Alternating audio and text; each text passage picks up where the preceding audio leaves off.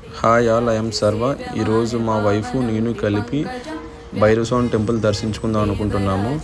ఈరోజే ఎందుకంటే అమావాస్య రోజున ఈ స్వామివారిని దర్శించుకుంటే చాలా మంచిది అని మా హౌస్ పక్క ఒక ఆయన చెప్పారు. సో ఈ టెంపుల్ ఎక్కడ ఉందంటే సింహాచలం నుంచి సొంటం వెళ్ళే రూట్లో ఒక 3 km డిస్టెన్స్లో ఉంటుంది. ఎక్కడ రైట్ సైడ్లో ఉంటుంది, ఒక అడవుల్లో ఉంటుంది. కింద చిన్న భైరవ స్వామి ఉంటారు.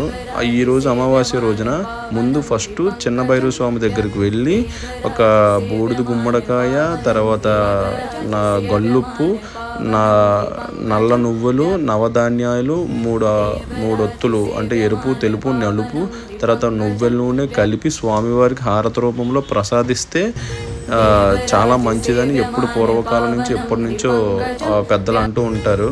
సో ఆ యొక్క స్వామివారికి హారతి ప్రసాదించగానే అక్కడి నుంచి పెద్ద భైరవ స్వామి దగ్గరికి ఒక 2 km మట్టి రోడ్లో నడిచి వెళ్తే ఆ పైన ఉంటారు ఆ స్వామివారు. ఈరోజు అమావాస్య రోజున కాబట్టి చాలా క్రౌడ్ అయితే ఎక్కువ వచ్చింది. చాలా ఏంటంటే ఒక 2 hours దర్శనం అనేది కంప్లీట్ అయిపోయింది. చాలా ప్లెజెంట్గా, చాలా పీస్ఫుల్గా దర్శనం అయితే అయింది. ఎటువంటి ఆటంకాలు లేకుండా ప్రశాంతంగా అయింది. స్వామివారికి విభూది పాలుతో అర్చన చేయిస్తారు. స్వామివారి టెంపుల్ నుంచి బయటికి రాగానే అక్కడ అమ్మవారు ఉంటారు, శనేశ్వర స్వామి ఉంటారు, వినాయక స్వామి ఉంటారు. వాళ్ళకి కూడా పసుపు కుంకుమ రూపంలో స్వామివారికి మనం అర్చన చేయించుకోవాలి.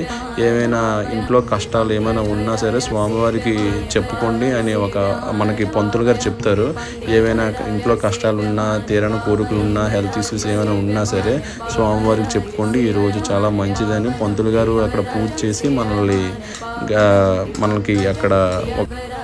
మనకి అక్కడ విభూది ఇస్తారు. అది ఇంట్లో పెట్టుకోమని చెప్తారు.